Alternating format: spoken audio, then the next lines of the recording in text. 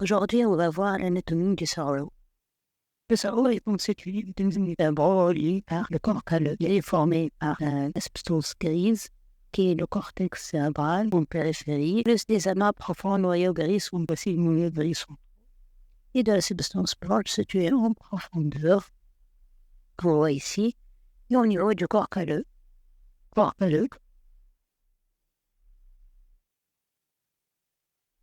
On va commencer par la vue latérale du cerveau, qui comporte le lobe frontal, pariétal, lobe temporal et lobe occipital. Ces lobes sont séparés par des fissures, la fissure centrale ou la fissure de Rolando, qui sépare le lobe frontal du lobe pariétal. Voici la fissure de Rolando. Et la fissure latérale, ou la fissure de Sylvius, qui sépare le lobe frontal du lobe temporal et se prolonge en profondeur par la fosse latérale ou la vallée sylvienne.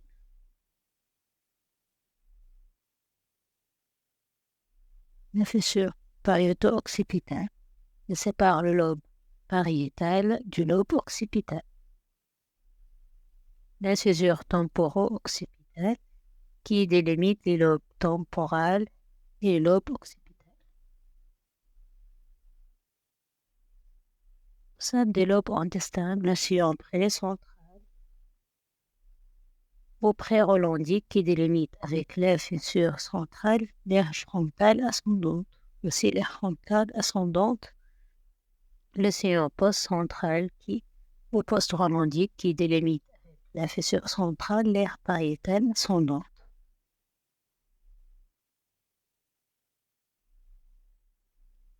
On va passer à la vue médiale. Elle comporte les 4 lobes déjà visibles sur la vue latérale et comporte aussi le cortex limbique qui est délimité par la fissure limbique. Donc lobe frontal, lobe pariétal, lobe temporal, lobe occipital, plus fissure limbique.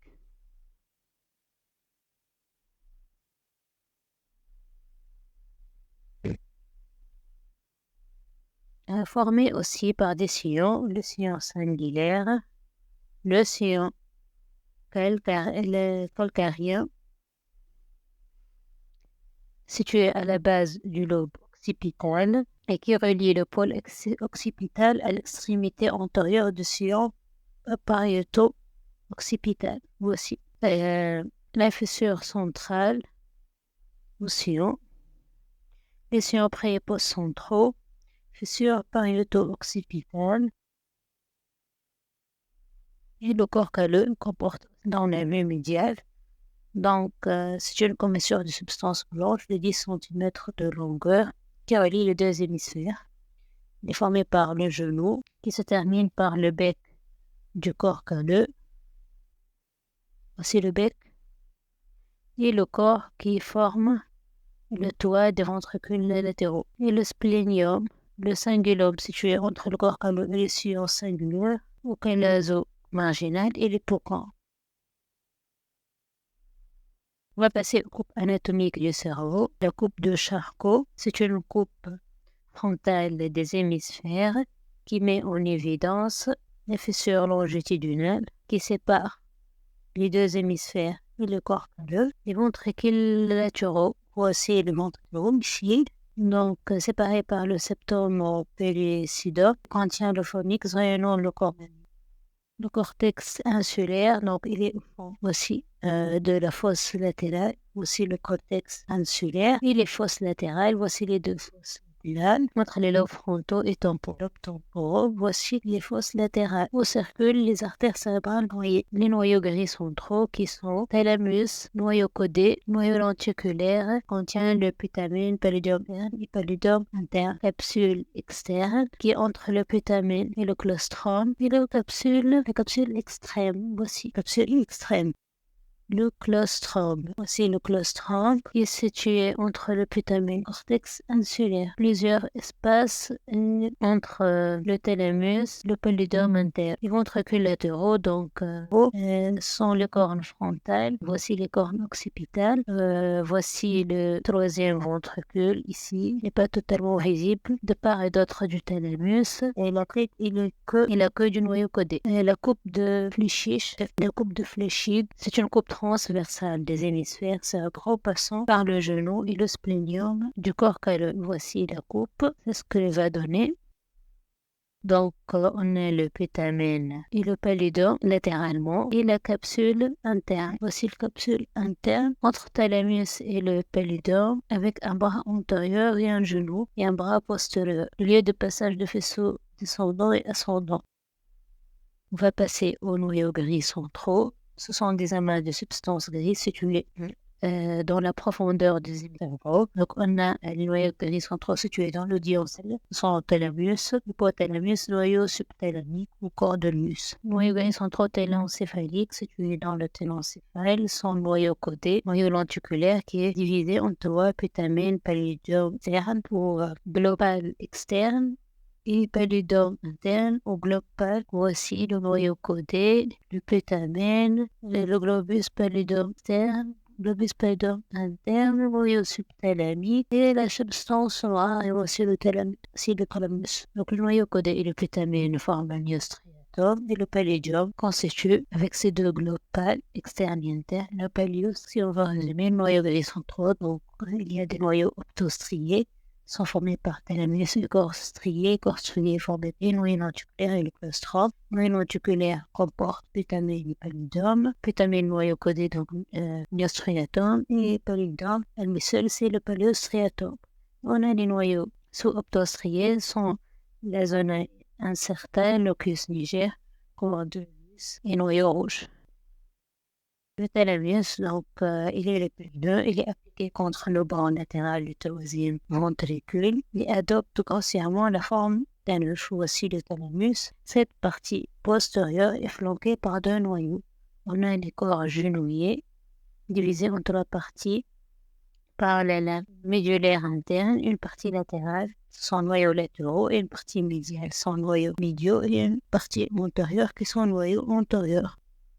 Au sein de la lame médulaire interne, on a les noyaux intralaminaires. Donc, les noyaux latéraux du thalamus, on a le noyau ventro-postéro-latéral qui est sensitif. Voici le noyau ventral postérieur latéral. Les afférences sont niveau lemniscal et extralemniscal. Les références, c'est le cortex somostatique S1 et S2. Et le noyau ventro-postéro-médial, il est aussi un noyau sensitif. Ces afférences sont les afférences somesthésiques de la région céphalique via le nucléus trigéminal, plus souvent gustatif. Et les afférences, c'est la partie inférieure du cortex somesthésique primaire. Le noyau ventral latéral, qui est un noyau moteur, ces afférences sont le noyau dentelé du cerveau. Et les afférences sont le noyau antérieur, le noyau ventral antérieur aussi. C'est un centre moteur, donc ces afférences sont pallidum interne et locus niger. Les afférences sont le cortex prémoteur. On va passer aux noyaux latérodorsaux. Donc, sont un noyau latérodorsal plus, voici le noyau latérodorsal et le noyau latéral postérieur et le pulvinaire. Ce dernier, donc le pulvinaire, est un centre intégrateur sensitif qui se projette au niveau du carrefour temporaux-pariétaux. Le noyau antérieur aussi, il fait partie intégrante du circuit de Papez, circuit hippocampo-mammario-thalamo-cingulo-hippocampique. Ce circuit de Papez est le circuit de la mémoire à court terme. Ces afférences sont le corps mammaire du faisceau de vie azir. Référence, c'est le cingulum. Donc, voici le noyau antérieur. Les noyaux médiaux, on a le noyau central-médial parafasciculaire, c'est un noyau associatif. Ces afférences sont tractus pallios-péniotalamique et les références sont noyau ventro-postéro-latéral. Voici le noyau centro-médial parafasciculaire. Les noyaux dorso-médial associatif, neurovégétif, ces afférences sont hypothalamus, l'amygdale, le noyau intralaminaire du thalamus et les afférences sont le cortex préfrontal. On a les corps genouillés On a le corps genouillé médial qui est sensoriel. Corps genouillé médial, voici, il est en violet, je crois. C'est le relais thalamique auditif.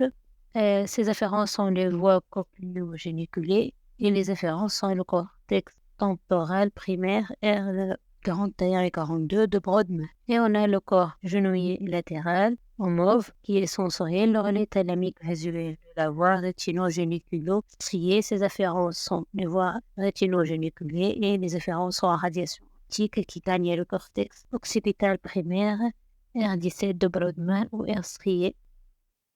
On a le noyau antral laminaire, sans noyau associativement spécifique.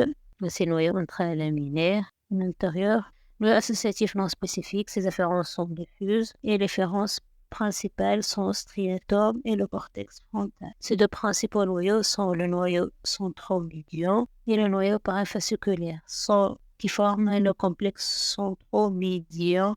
Voici donc l'anatomie interne du thalamus. On a le pulmonaire, le corps géniculé médian et latéral, les noyaux antral laminaires, le noyau de la lignée médiane, le noyau médio-dorsal, le noyau latéral postérieur et dorsal, noyau ventral antérieur, noyau ventral postérieur médial, noyau ventral postérieur médian, noyau réticulé et noyau antérieur. Voici pour aujourd'hui. Merci pour votre attention et n'hésitez pas à vous abonner sur YouTube.